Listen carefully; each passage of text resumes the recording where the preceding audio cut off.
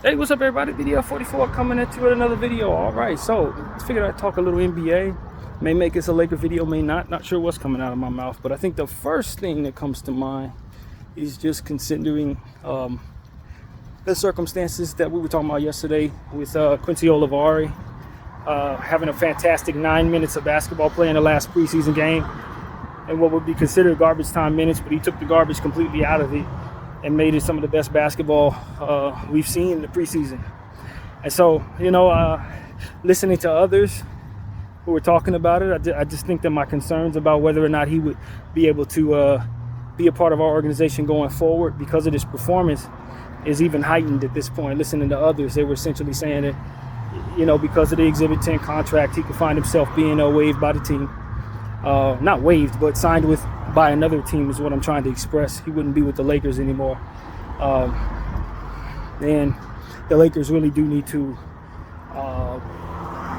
kind of react to what it is that he just did a bit more quickly than maybe they would otherwise be afforded to because of the specifics of the circumstances. It may not be as easy to create a roster spot in other ways. You might have to just waive one or three players, Colin Castleton, Amel Traore, or the newly acquired, Christian Koloko, of whom we've yet to see anything from because he hasn't been cleared by the NBA. So it gets to a point where you're just not sure if the Lakers are going to value what they saw from Olivari enough to really make those type of decisions. Those are real decisions. You got a guy like Colin Castleton who's been with the organization now for about 2 years, working his way up. Amel Traore, somebody we're really excited about. You don't necessarily want to move on from him. And, of course, we picked up Koloko for a reason. Obviously, we were hoping he would be cleared by now. But under normal circumstances, it's not like we're waiving him because he hasn't been cleared as of yet. That's not how you would rather handle this. You got a couple players on this team we talk about all the time. Bronny James, Max Lewis, Cam Reddish, who probably, in a nutshell, you would much rather move on from if it means the difference between having a player that you potentially think could be a breakout, out of nowhere kind of guy. But the reality is of our circumstances doesn't allow for us to just simply move on from those players and then slip him in without it having dire consequences for our cap and just maybe not even possible at all, depending on the situation. So, it's frustrating, man. I think, if I'm being completely honest with you guys, sometimes I just think things are poetic justice. Here we have a situation where the Lakers are taking their roster spot, giving LeBron's son his 4-year deal when we know blah, blah, blah, all the talk about him not being ready is obvious. Nobody's going to disagree with that. I don't even think Bronny would disagree that he's not where he wants to be to help this basketball club. And we just so happen on this year, to have a guy like Quincy Olivari putting all this pressure on us to create a roster spot just from him breaking out. Ain't no other year, let's just be honest, no other Laker year do you have a Quincy Olivari coming out of nowhere. But the year we doing this with our roster, knowing damn well we should not be doing this with our roster, this is the year it happens. I'm telling y'all right now, man, I just think some stuff is bigger than what we can see. And this feels like one of them type of situations. You're just learning a lesson, Lakers. You are going to have to deal with the fact that this is a situation where you have made a mistake with your roster, trying to capitulate to, the leverage of LeBron James. LeBron has to have this on his legacy. This is not the year you want a Quincy Olivari to be popping up out of nowhere playing great. This is the year you need all of the regular things to happen. You need Quincy Olivari not to be very good, not make no noise, and then just get cut. Just like Kelly, same thing, just get cut. You know what I'm saying? Because even if you play great, we can't create a roster spot for you.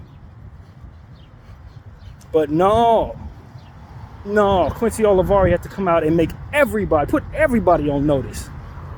You know what I'm saying? Like, they talking about him on ESPN. It's like, and this is the year we find a player like this? Where the hell was he at when we had bad years, when we needed players to just step up out of nowhere and make us valuable? When we had roster spots up and down the roster? Flexibility in the past. This guy want to pop up right now? You know what I'm saying? It just seems like it's bigger than anything I can see. That's all I'm saying. It feel like we being punished, you know, for doing this. And rightfully so. You know, at the end of the day, I'm telling you the truth, man. I wouldn't have. I would have did it. You know, we talk about this all the time on my channel. This ain't nothing new. But chasing the wrong things, doing things the wrong way are going to open up opportunities for things to go wrong. It just is what it is. I don't care if you have if it's your best interest at heart that you're trying to meet by doing the things the wrong way. At the end of the day, karma going to kick you behind. And sure enough, here come a Quincy Olivari. And look, I know it's small sample size. He did this against players that were not great, you know, Milwaukee's third string. I get it. But what he did does not necessarily have to change just because the talent increases. Because the things that he did that impressed us were effort-based, and ultimately him displaying his incredible ability to string together three-point shots. Very pretty high-arcing three-point shots. That ain't gonna go away just because somebody a little better is guarding him. His speed and his energy is not going away. He's still gonna give you that same effort. He's 6'3", 210 pounds. That's a big guard. He's not a tall guard, but he's stocky. You got to deal with him. He gonna push you around. You know what I mean? So for me, it's like, man, this puts us in a very, very tough position to where we probably are gonna have to let him go or choose to let go of somebody else that we've been working with. You know what I mean? A guy like Colin Castleton is probably who they're going to end up moving on from. And if you move on from Colin Castleton and then it turns out Koloko ain't ready, now you got an even bigger center issue than we had before when we picked up Koloko to help us with our center depth. This is why I don't think moving on from Colin Castleton is the way to go. I'm not moving on from Traore because I really believe in him and he can play a center too. You know what I mean? So for me, it's like, do I just move on from Koloko? You can't miss what you never had. We brought him in because we needed him. We need more centers. So it's like, you know, I still think that it's a tough spot because you talk about trying to make a trade to get some people off your team that you want to move on from. Then you start talking about giving up second-round picks. Am I certain Olivari's 9-minute breakout is worth me giving up a second-round pick to create a roster spot to get rid of some players who would otherwise decrease my depth if Olivari doesn't step into being good enough to do so? Now I'm moving on from maybe Cam Reddish, and if I start having shooting guard issues for better or for worse, at least I have his body ready to go. Now I'm relying upon Bronny James to come in and play when I know damn well Bronny can't play. You see what I'm saying? So it's like, is it worth the risk when you start having to talk about attaching futures together to create the roster spot? And if it were, we would have already done that for Gary Trent Jr. So this is one of them situations where I just think when the Lakers start trying to figure out how they're going to do this, they're going to have to give up something. They're going to have to do something they don't want to do or let go of the kid, Olivari. So it's really important that we see more from Olivari. And, of course, the way the schedule makers set it up, which is also aligned with the stuff that's outside our control that kind of makes this poetic justice, is we got like 4 days in between the last game and the next game. So we get all this time to think about it, but no further data to either lean one way or another into the decision, the difficult decision. And then furthermore, a back-to-back ahead. After the 4 days rest, you got to play, I think we got, who is it? Golden State next. Then you got a day off. Then you got 2 games. So it's like you're going to have a whole 5 days of 3 different games to take the data from in order to try to make the decision on him after 4 days between his breakout and the next game. It's just poorly put together. I can't honestly stand how the preseason schedule has been set up this year. And this 4-day break couldn't come at a worse time for what it is that the Lakers have to figure out. It would have been great if we could have had a game tonight. At least we would have had a 2-game sample size and not just some 9-minute breakout from which to try to obsess over. We would have been able to throw him out there for maybe 20 minutes or 15 minutes tonight. And then if he would have played well or not, it would have made it so much easier to settle into whatever decision needs to be made. But what I will say is this. I like Colin Castleton a lot. But I don't think throughout the course of these 2 years, he's impressed me more than Olivari did in those 9 minutes. I don't think so. That's what I will say. Them 9 minutes showed me more of what it is I need from that player than what I think I've seen from Colin. I like Colin because I picked Colin as somebody I wanted on the team. I told the team personally to bring Colin to our team because I like some of the attributes that Colin had. And so I'm not down on Colin Castleton. If anything, I want to keep him. I don't have any interest in moving on from Colin. But if I got to pick between the two, which I shouldn't be forced to do, then in the 9 minutes of play, what I can say is I was more impressed with the 9 minutes of Olivari than I was from anything that I've seen from Colin in any one single game. That's just what I have to say. It's the truth. And furthermore, I ain't never seen Koloko play ball in a Laker uniform. So if I really want to waive somebody that I'm certain I ain't going to miss, it's probably the guy I never had. But even that is silly to me when I know how bad we needed a center and how bad I was calling for us to get one. So it's like, I mean, I don't like this situation. I don't like the situation at all because I'm sitting here and I'm pretending like Bronny James just has to be here. You understand what I'm saying? When if Bronny James was Bronny Greer, we'd have waived him yesterday so that we can make sure we have an opportunity to keep everybody that we know we want. This nepotism stuff is garbage.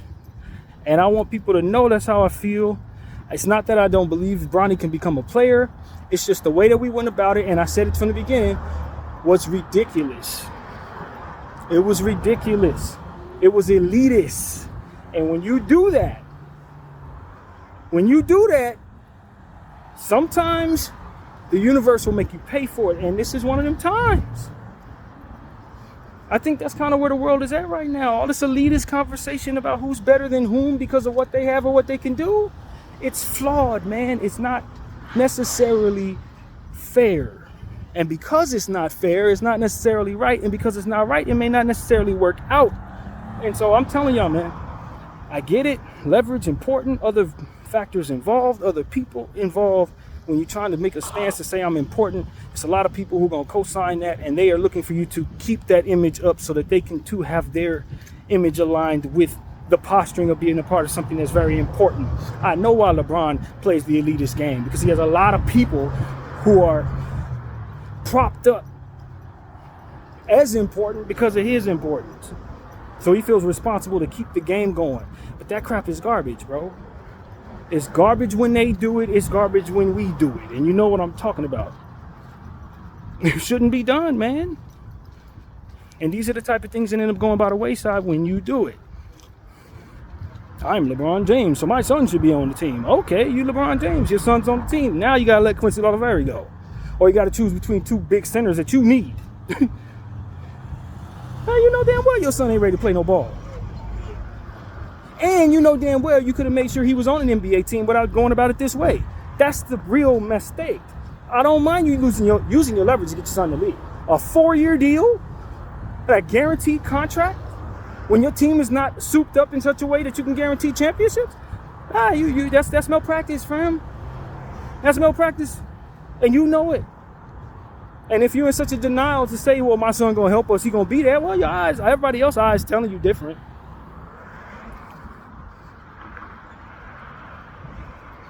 And then you put pressure on your son to play harder.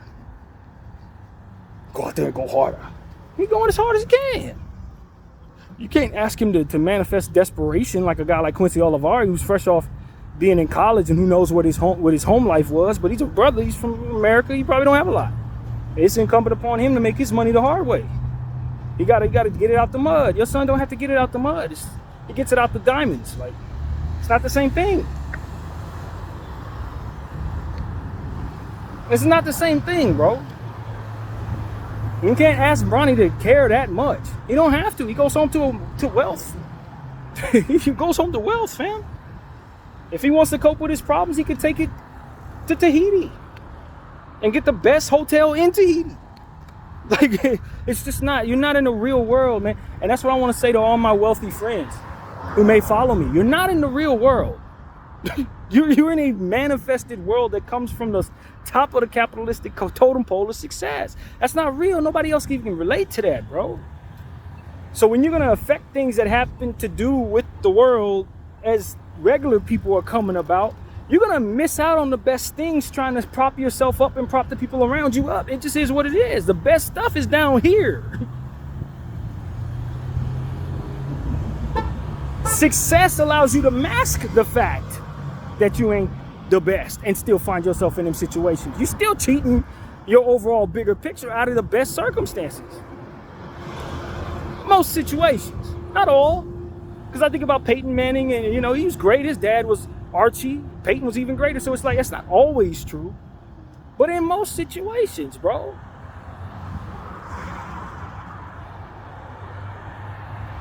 And all that do is put more pressure on those people who are not as good to perform so much better so they can live up to the fact they're not supposed to be there. And so that's where my head is in looking at this situation. I just think it's poetic justice. This is the year where Quincy Olivari comes out of nowhere and forces everybody to look at their situation and say, damn, I wish I had some flexibility. And otherwise, I get four gold. I don't know how the right way to say that, but not be possible or whatever. I don't want this to be the year that I can't create a roster spot, but I'm sitting on a bunch of players who are not really all that great. You know what I'm saying? I'm just being honest with you. Half the team is all right. So anytime something special walks through the damn door or potentially looks like it could be special, there's no way I'm going to sit up here and say, well, let me see if I can hold on to this guy and that guy and that guy. When I don't even believe that we are that great of a team because of the presence of this guy, that guy, and that guy. It's why we don't have championship aspirations. It's because we got some of these dudes on the team. Let's just be honest.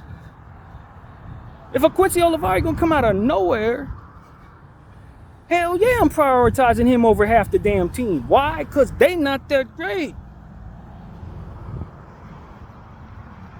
That's the elephant in the damn room. And that's the part that bothers me as well, just in looking at it at face value. It's like, well, this guy's earned his keep. Yeah, but he makes up a mediocre bench. He's not great. He's not enough to make us good enough to win. We're trying to get some of these dudes up to a level where they're valuable enough so that we can trade them, so that we can get good enough to win. That's the bigger picture of the problem of this whole thing. So if a Quincy Olivari gonna break out or turn out to be the best rookie never drafted before in the history of the sport, or something weird like that possible, why would I hold on to these dudes and let him walk off to the Memphis Grizzlies and do all that great stuff that he about to do for them? And I'm still holding on to guys that ain't good enough to win, prioritizing them because they've put in more work, when the reality is I'm strangleholding myself to somebody who didn't put in any damn work because his father's in the house. Like, what?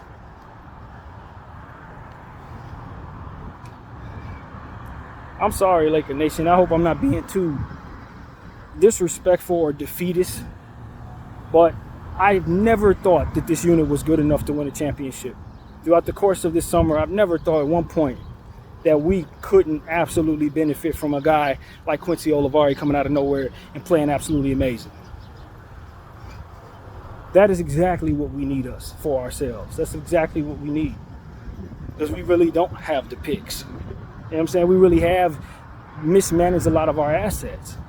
So if somebody can come in off the street and turn into somebody really special, that's exactly the whole point of everything we're doing. For this circumstance, that's exactly what you need. You need more Austin Reeves, nor Quincy Olivares to come out of nowhere and ball out for you, turn themselves into tradable assets or winning assets. That's what you need, because Cam ain't going to be worth nothing. You see what I'm saying? He's not going to be worth nothing.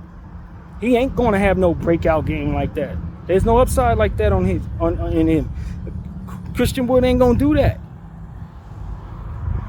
Jackson Hayes ain't going to do that. You see what I'm saying? There's no chance of them becoming so much better than what it is they're expected to be. They are what they are, or maybe they get a little better. But this type of jump, this type of hope, you ain't going to find that on this roster. So if anything, the hope of a Quincy Olivari, I value over most of the stuff that we have, if I'm being honest with you. over most of it.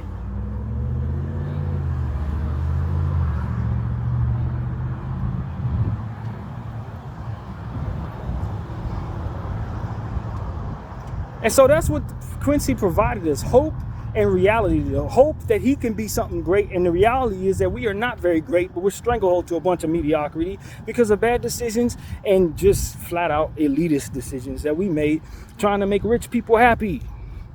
People who already got everything even more happy.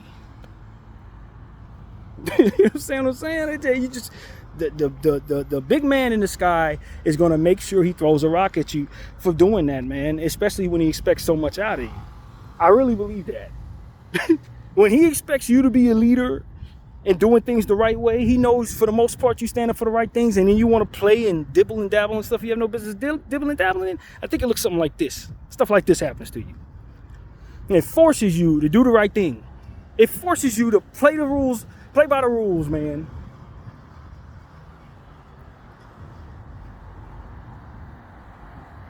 And in a perfect world, that's exactly what we do. We'll take Bronny James' contract, rip that thing up, put him on an Exhibit 10 contract, throw him into that damn G League where he belongs, and make him get it out of the damn mud. Keep your Quincy Olivari, give him the minutes that he earns, and ultimately enjoy the sunshine that comes from that. That is exactly what we should be doing.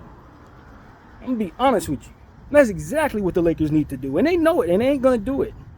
Because they don't feel like they can. They don't feel like you're going to offend Bron. You're going to hurt the kid. All of that's cool, bro. But you're hurting somebody anyway. And it's yourself. And at the end of the year, when you ain't no good, or 3 years down the road, when Quincy's who he's going to be, whoever that is, if it's anything remotely as good as you hope it's going to be, you're going to know you made a huge mistake. You got to develop kids, man. Maxwell Lewis got to develop. Jalen Hood-Schifino got to develop. Quincy Olivari got to develop. Koloko's going to have to do more developing. Even some of the ones you relying upon the most, like Max Christie, going to have to further develop. Rui Hachimura still has more development to do. Austin Reeves still has more development to do. Jackson Hayes, still more development. Cam Reddish never did develop because people were neglecting this. Like, you got a bunch of that stuff on the team together. It's like, come on, man. And you got a guy that looks like he's hungry as hell coming out of nowhere, and I'm supposed to just let him ride out while Cam Reddish continues to be just good, just kind of good. Man, come on. A Laker fan, any Laker fan in their right mind gonna sit up here and say, nope, hell no.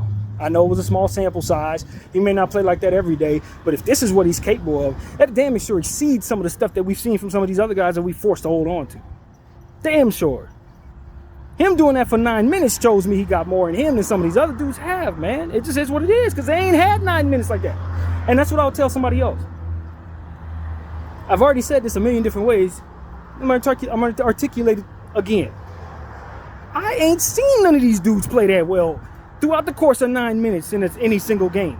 A lot of them ain't done nothing like this. But we're sitting up here saying, well, it's only been 9 minutes. Show me 9 minutes better from some of these other dudes that you're willing to hold on to. That conversation really does go both ways, Laker fans. Because I didn't seen that a lot. It's like, it's only 9 minutes. He did it against some garbage dudes.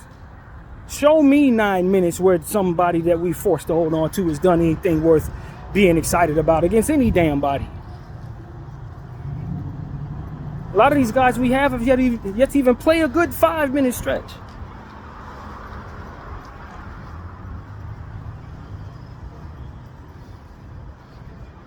And the logic for me is, well, they've been here, so let's just hold on to them. That's the logic? That can't be the logic. That can't be what's most important here. We just hold on to them because they've been here for 2 years and they're still trying to figure out how to be pros. That guy coming off the street hungry as hell. And nah, let him go. Let's hold on to these guys that have been in the league for 3 years and still have yet to have good games. Like, come on, man. I don't think this is an easy solution. I don't want to give up a second-round pick to secure this situation being what it is. I don't think that that's the path. I really don't. I probably just waive either Christian Koloko or Colin Castleton to keep Calavari. It crossed my fingers that it's the right decision. That's probably what I'm gonna do, man. But it's along the same problem that we had. A good problem to have, but it's along the same problems you have when you don't take a center in the draft this year. It's like now you're lessening your center position in doing that. You know, there's an argument for, well, I don't probably need Quincy Olivari's piece as much as I need a center. I got guards. I got Jalen. I have Bronny. I have D'Lo. And you know what I mean? I got Austin. So it's like, how bad do I need Quincy? How much am I going to use Quincy? And the answer is, if he plays like that, you're going to use him more than them other three. That's for damn sure. And you definitely can't use Bronny. So you might as well just take him off the list as players you can use, because you can't. That's the truth. You need a guard. I've been telling us for a couple weeks that we need a point guard. You need a guard. Because you're going to move on from D'Angelo Russell. Because Austin Reeves is not a point guard. Because Gabe Vincent is not a point guard. Isn't that what I said? I said we need a center, and I think we need a point guard. So that's the truth in my opinion on the situation. I just don't like this. I don't like any of this. I don't have a problem with nepotism if it's somebody great coming in. You know, the Mannings, the prime example. If you want to push Peyton out of the game because Archie was great, like, you stupid for that. Good luck being better for that. It doesn't always work. You want to push Steph Curry out the game because Dell played for many years? I'm sorry, friends. You're not better for that. Sorry, not that time. But in a lot of cases, yeah, friends, yeah. Most definitely.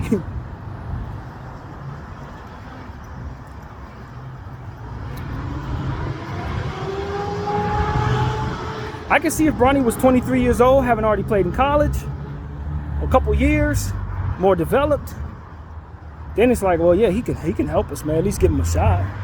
This is a kid we're going to have to keep in the G League for 2 years just to be ready to give him a shot.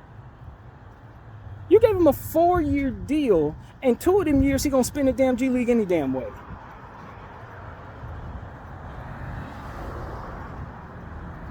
And what I'm supposed to do, get mad at Bronny? You don't deserve to be here. Ball up your jersey. I heard somebody this morning, blow up your jersey and give it back. Why the hell am I going to tell a kid that? Why am I going to tell a 21-year-old kid that? Because I don't like that he's here because of the circumstances that put. I'm not going to be mad at Bronny. Bronny didn't do nothing wrong. Bronny's ready to a level to be developed in the G League. He's ready to go to the G League. You know what I'm saying? That's a good thing. That's an excellent feat for a basketball player. To be good enough to be asked to play a professional level in this country. That's great. With the idea that he could turn into something even greater than that. That's awesome. I don't want him to quit the game. I don't have any interest in even letting that be a thought. I want him to continue playing basketball. I want him to play more basketball. A lot more basketball. And when he's absolutely ready to go. You know who comes to mind?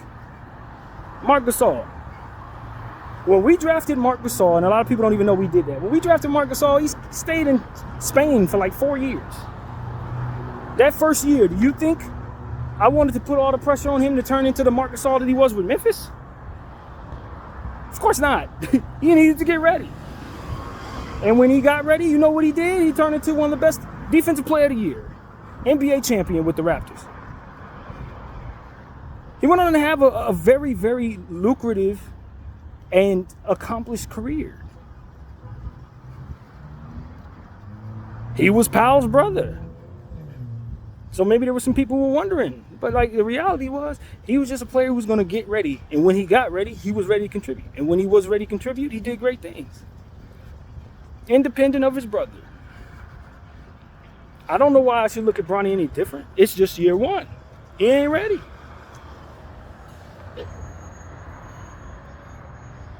The blueprint for him to be a decent player starts with him getting in position to develop and then putting in the work over time, learning the lessons, going through the tough moments in the G League and getting to a point where he's a great G League player so that he can be a good NBA player. That's the path, man.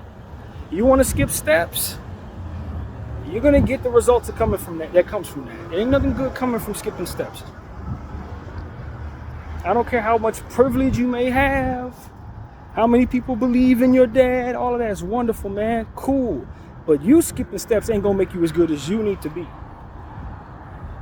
And people being in denial about that is only cheating you out of the work that you need to do and the path you need to take to be your best self.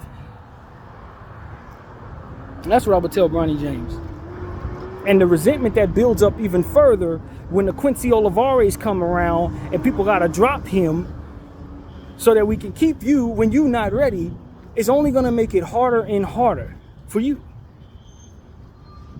Which is not really something that needs to be directed at him, but more so at the organization and his family. This is gonna make people resent him even more. They already got people upset about this, but now you telling me we gotta let good people go, good players go, so we can keep him around?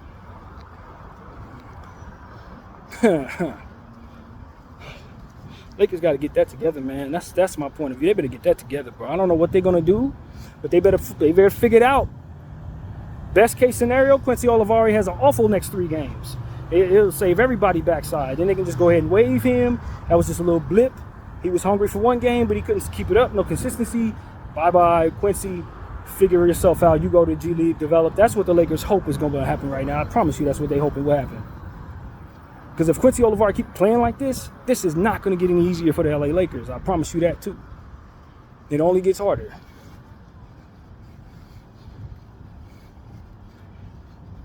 So that's pretty much what I got to say, man. You don't even believe what I'm looking at right now. But I will say mental health is something that needs to be taken seriously in this state, y'all. That's what I will say. You wouldn't even believe what I'm looking at right now. Lord help us. But that's pretty much what I got to say. My name is BDO44. I thank y'all for watching. I'm out.